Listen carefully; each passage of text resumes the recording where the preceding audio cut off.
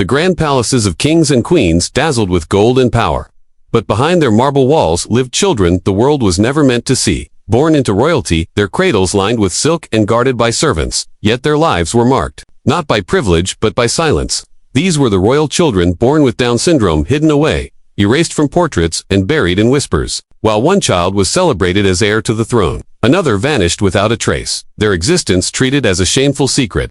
Was it fear of weakness, superstition, or the desperate need to protect the illusion of perfection that condemned them to such tragic fates? The answers lie buried in history's darkest corners, where love and cruelty walked hand in hand.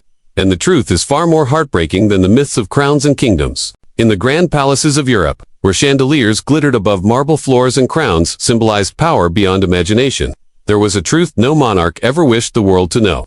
For every child whose birth was celebrated with trumpets and processions, there was another whose arrival was met with silence. A silence so heavy that even the walls of the palace seemed to carry its weight. These children were born with Down syndrome, and though they carried the same royal blood, their existence was treated as a flaw, a blemish on the perfection that kings and queens so desperately wanted to display. Their lives began like any other hand's gentle cries and the embrace of a mother, but unlike other royal infants, their futures were decided before they even opened their eyes to the world. Imagine being born to a queen, surrounded by silks and gold, the world expecting you to be the pride of a dynasty, but within moments, the whispers begin. The midwives exchange uncertain glances, the physicians avoid meeting the queen's eyes, and the king waits impatiently for news. In those hushed conversations, in those fearful looks, the child's destiny is sealed. Instead of songs to welcome the newborn, there is panic. Instead of celebration, there is shame. And often, instead of a public announcement, there is only silence. For the royal families, reputation was everything. A kingdom could survive famine or war, but the idea of a royal bloodline being imperfect was considered unbearable. The very thought that their lineage, which they claimed was blessed by God, could produce a child born different was something they believed must never be known. History tells us of countless royal banquets, wars, and coronations, but buried in dusty archives are hints of children who simply disappeared. They were hidden away in remote estates, sometimes raised in secrecy by servants, and sometimes left to fade away in solitude. To the world, they never existed. Their names were omitted from official records, their portraits never painted, their memories erased. And yet, behind closed doors, their mothers often grieved. Queens, despite their power, were powerless when it came to protecting these children. To show love for them openly was to risk humiliation, scandal, and in some cases, accusations that God had cursed the monarchy itself. The church and state were often united in their belief that these children represented weakness, and weakness could not exist in the heart of an empire. Consider the case of royal courts where heirs were everything. A king's legitimacy was measured, not just by the battles he won, but by the sons he fathered. In such an environment, the birth of a child with Down syndrome was not seen as a moment of love or hope. It was seen as a threat to the stability of the crown. Many of these children were hidden so carefully that even centuries later, historians struggled to prove their existence. Sometimes a vague note in a physician's diary, sometimes a suspicious gap in the family tree, and sometimes a whispered rumor recorded by servants are the only traces left behind. And though their stories are fragmented, the pain is undeniable. These were children of royal blood, born into unimaginable privilege, but condemned to lives of silence and shadows. But why did the royals fear them so much? The truth lies in the image of perfection that monarchies fought so hard to protect. Kings claimed their right to rule came directly from God, and queens were seen as vessels of divine blessing. To admit that a child of the crown was born with a condition misunderstood by society was to admit that their bloodline was not divine, not flawless, not sacred. In the harsh logic of monarchy, such a child was a living contradiction, one that could unravel centuries of myth about royal superiority. And so, the decision was made not once, not twice, but countless times across kingdoms that these children would not be allowed to stand in the light of day. In private chambers, where the laughter of children should have echoed, there was often only silence. Servants carried these children away, sometimes to distant monasteries, sometimes to hidden rooms within the palace itself. Out of sight, out of mind. That was the cruel rule. And while the world admired royal portraits of smiling heirs, the truth remained buried in darkness. It is one of history's greatest tragedies, not just because these children were denied their place in the world, but because they were denied even their right to be remembered. Their lives were lived in the shadows, yet their absence continues to echo through history, reminding us that behind every crown lies a story too painful to be told. The walls of the palaces were not built only of stone, they were built of secrets, and among those secrets, the existence of children born different was perhaps the most carefully guarded. In part 1, we stepped into the silence surrounding their birth, but the story does not end there. For those few who survived their first days, their lives became a strange balance between invisibility and control. They were royal children, yes, but they were also treated as living reminders of something the monarchy could never admit. They were watched, hidden, controlled, and in many cases, erased not just from public records, but from the memories of the very families who brought them into the world. Imagine a child born in a golden cradle, but never allowed to sit at the royal table. These children often grew up behind curtains of secrecy. Servants assigned to care for them were sworn to silence, bound by loyalty or fear of punishment. Sometimes these children were locked away in distant estates, where they could roam gardens but never be seen by visitors. At other times, they were confined within the palace itself, kept in private chambers where laughter could not echo into the grand halls. The cruelty was not always deliberate, but it was systematic. Royals believed they were protecting their dynasties, but in truth, they were condemning their own blood to a life of loneliness.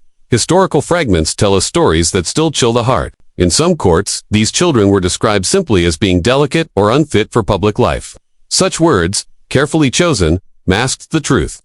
Physicians and advisors were often ordered to record vague descriptions, avoiding any hint of imperfection. Official portraits of the royal family never included them. And yet, behind this veil, real children lived and breathed, children who laughed, cried, and reached out for the touch of parents who rarely dared to show them affection. Mothers especially carried a silent grief. Many queens, known for their political marriages rather than their personal lives, found themselves torn apart.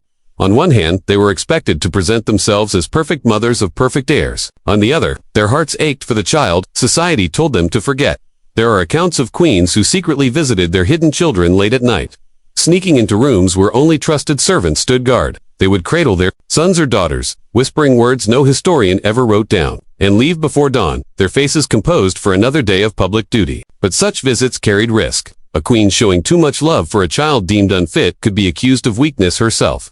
In the brutal world of court politics, even a mother's affection could be seen as betrayal of the crown's dignity. And so, many chose silence. Silent love, silent grief, silent memories that history barely recorded. The isolation of these children was not only physical but emotional. While their brothers and sisters were taught the languages of diplomacy, the strategies of war, and the elegance of courtly manners, they were often denied education. The excuse was always the same: they would never rule, never serve, never be seen. Why waste resources on them? Yet there are rare accounts that suggest otherwise. Some servants, moved by compassion, taught them basic reading or simple crafts. In hidden rooms, far from the eyes of the court, moments of joy existed. A child learning to recognize his name on paper. A girl weaving flowers into garlands. These fragments of humanity are all that remain, and they remind us that while royalty denied them a place in history, their lives still carried meaning. That cruelty, however, could sometimes go further. Not every royal family chose secrecy. In darker cases, these children were abandoned completely, sent to monasteries or convents under the guise of religious devotion. They lived their lives cloaked not only in silence, but in the cold shadow of rejection. For the world, they were seen as orphans dedicated to God. In reality, they were princes and princesses stripped of their identities. Their royal blood was a secret they would never even know.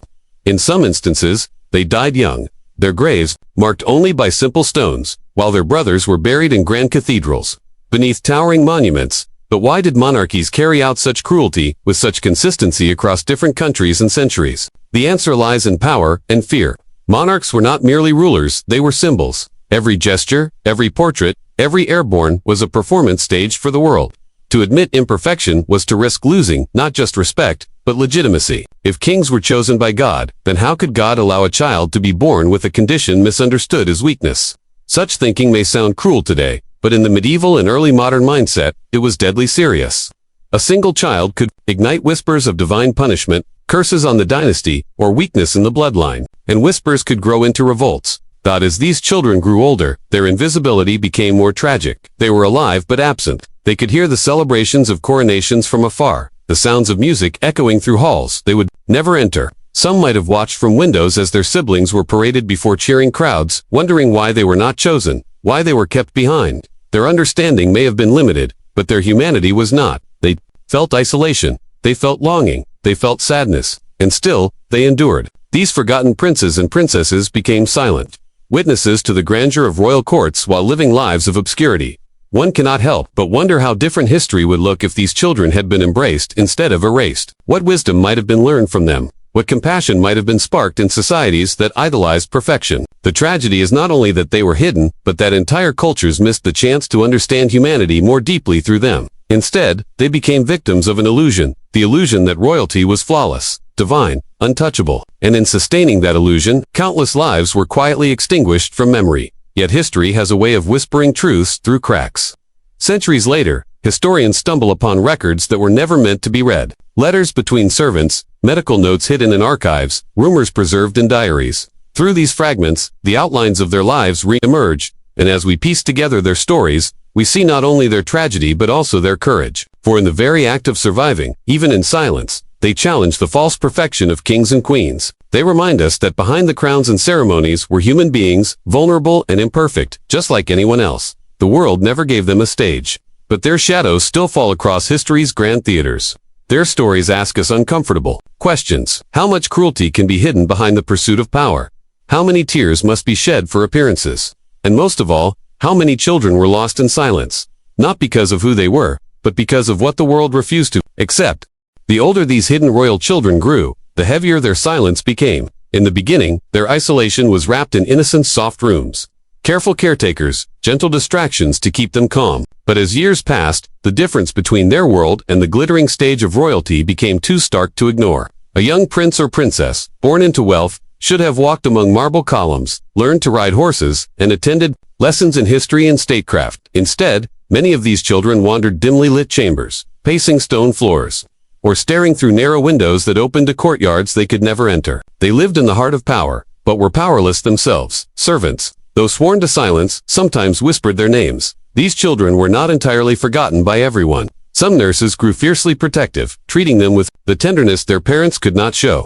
There are rare accounts and letters of caretakers describing moments of laughter, the joy of a child clapping at the sound of music echoing from distant halls, or the quiet pride when a young prince with Down syndrome managed to speak a word clearly for the first time. But these private victories were never celebrated publicly. They remained shadows of a royal bloodline, their milestones noted only in hidden diaries, never in official histories. As they reached adolescence, the cruelty of separation deepened, while their brothers and sisters were celebrated at banquets, betrothed to other monarchs, or paraded before ambassadors. They remained ghosts in the palace. Sometimes they were moved entirely, sent away to distant estates, hidden in hunting lodges or small castles in the countryside. The excuse would be framed as for their health or for peace and quiet, but the truth was far simpler. The monarchy needed them gone. Every visitor to court, every artist painting a royal portrait, every chronicler recording the glory of the dynasty could ever see them. So they vanished, sometimes just a few miles away, sometimes hundreds. In some places, these hidden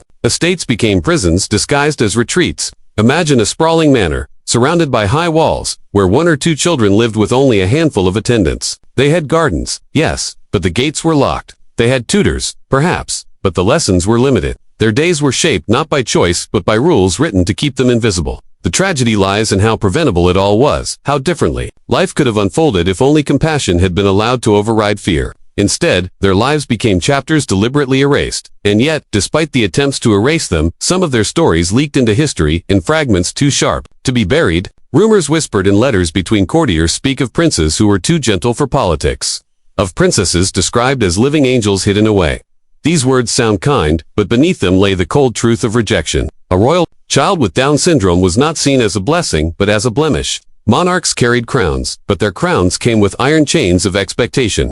To admit a child born with a difference was to risk whispers of divine punishment, to feed the gossip of rivals, to open cracks in the myth of royal perfection. The mothers of these children continued to bear the deepest grief. There are haunting tales of queens who requested portraits of all their children, but quietly ordered one excluded. They sat for paintings with perfect families, their hidden child left out, their heart silently breaking beneath jewels and silks. Some prayed endlessly in private chapels, begging for forgiveness for what they felt they had done wrong. Others buried their pain so deeply that even their letters never revealed it, fearing every written word might one day betray their secret. A mother's love, denied its voice, became the heaviest burden of all. As years passed, the fates of these children varied. Some lived surprisingly long lives, quietly growing into adulthood in the shadows. They developed their own small routines, their own joys, sometimes even friendships with attendants or siblings who dared to visit. In rare cases, they found a kind of peace, far from the brutal expectations of court. But others were less fortunate. Illness often came quickly, and without the best medical care, since they were not considered worthy of it, many did not survive beyond adolescence.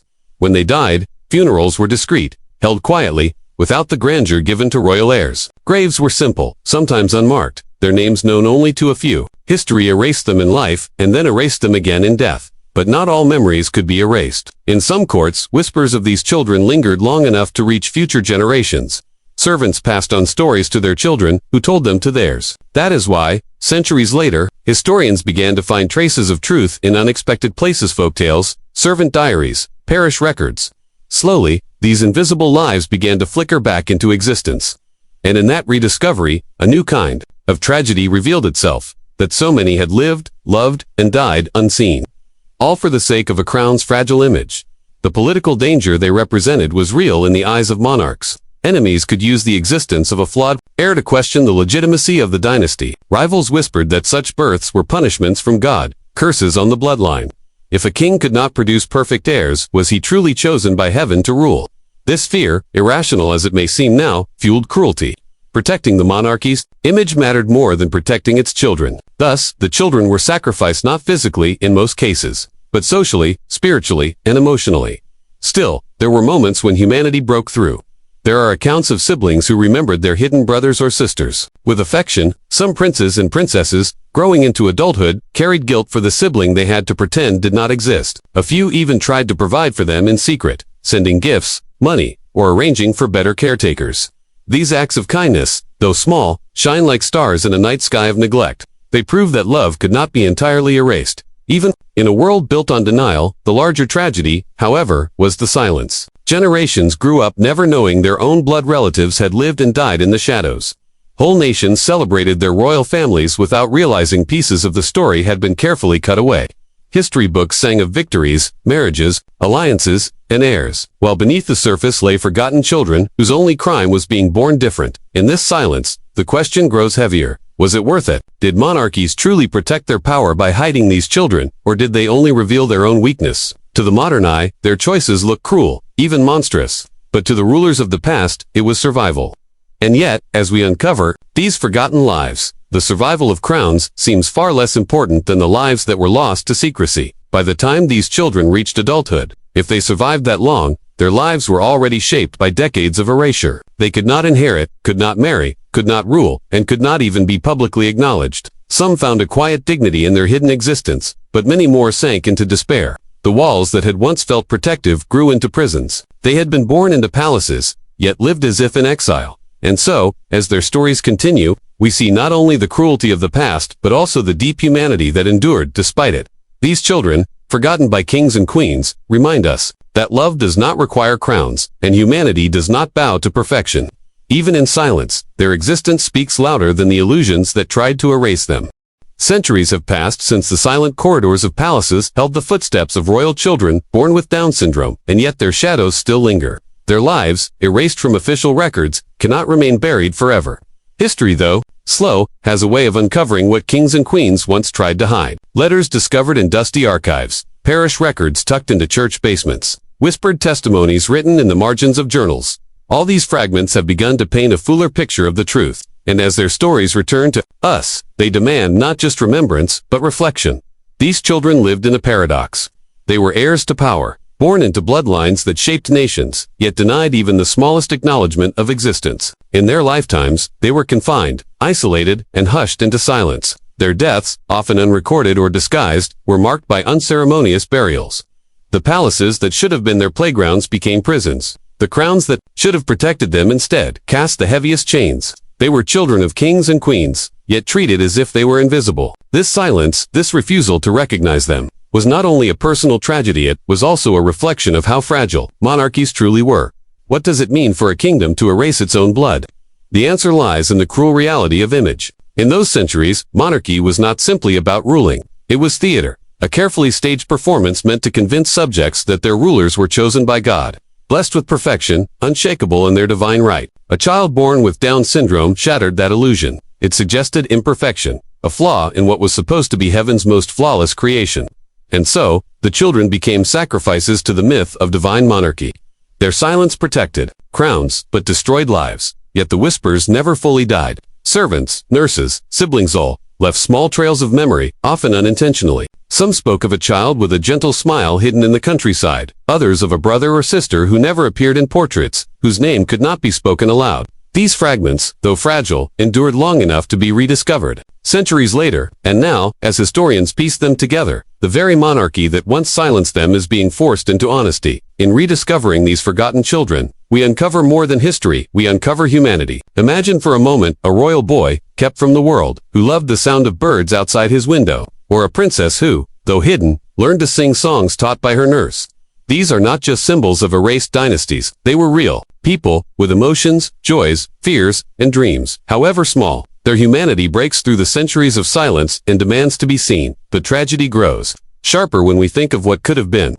If compassion had outweighed fear, these children might have lived openly, cherished for who they were, rather than hidden for what they were not. They could have changed how entire nations understood disability. They could have shown their kingdoms that imperfection is not weakness, but part of the shared human condition. Instead, they were denied that chance, and the world was denied the lessons their lives could have taught, but in some strange way, their erasure has become its own kind of testimony. By trying so hard to hide them, monarchies revealed their own insecurity. The very power that ruled nations was so fragile that it could not withstand the presence of a single child born different.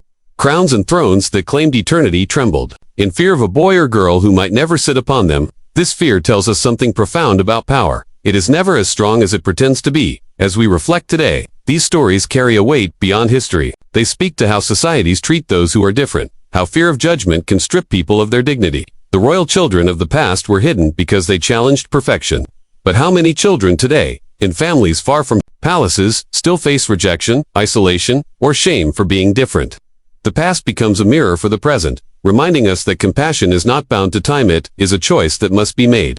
Again and again, that is also something haunting, in knowing that these children, though denied crowns, have left behind a legacy far greater than many rulers. The kings and queens who silenced them may have held power, but their reigns are fading into the blur of forgotten dates and wars. The children, however, live on as symbols of innocence, lost, of love denied, and of the cruel fragility of power. Their lives, brief and hidden as they were, now command more empathy and reflection than the rulers who erased them. Imagine now, in the final years of such a child's life, the weight of silence that surrounded them. Some lived long enough to watch their siblings ascend to thrones, to hear of marriages, wars, victories all from afar, all as shadows. Others passed away young, their absence explained as illness, their names removed before they could ever be spoken in public. For each of them, the world beyond their closed doors remained a mystery. And yet in their innocence, they may not have even known the cruelty of their erasure. That innocence, perhaps, is their most enduring strength. The tragedy is immense, but it is not without hope. In the modern age, these forgotten lives are being remembered. Historians write their stories, documentaries bring them to light, and audiences who hear them feel the ache of their absence. Each rediscovery is an act of defiance against the silence that once consumed them. By speaking their existence aloud, we undo a small part of the injustice. We give them back the humanity they were denied. And as their stories spread, something powerful happens. People begin to ask difficult questions. Why did it take so long for us to know them? How many more remain forgotten? And most importantly, how can we ensure such cruelty never repeats itself? These questions, born out of forgotten lives, create movements of empathy that ripple into the present. The tragedy of royal children with Down syndrome becomes a lesson not about monarchy alone, but about humanity's duty to protect its most vulnerable. Today, crowns still glitter, and palaces still stand. But no matter how powerful they appear, the silence of those children remains louder than the ceremonies of kings. Their erased names echo through time, demanding to be spoken, and in speaking them, we are forced to confront an uncomfortable truth. Greatness is not measured by crowns or thrones, but by compassion. Those who hid their children chose power over love, and in doing so, they revealed how hollow that power truly was. So the story closes not with the grandeur of kings, but with the quiet dignity of the children they tried to erase. Their lives, once hidden, now shine as reminders that history belongs, not only to those who ruled, but to those who were denied the chance to be seen. They remind us that perfection is an illusion, and that true strength lies in acceptance, not in denial. As we remember them, we also carry forward a promise, that no child, no matter how different, should ever be hidden away in shame, that every life, whether born in a palace or a cottage, carries equal worth, and that compassion, when chosen over fear, has the power to rewrite history itself. Their story, once buried in silence, now speaks louder than the crowns that tried to erase it. And in the end, it is not the kings or queens we remember, but the children innocent, unseen, and unforgettable.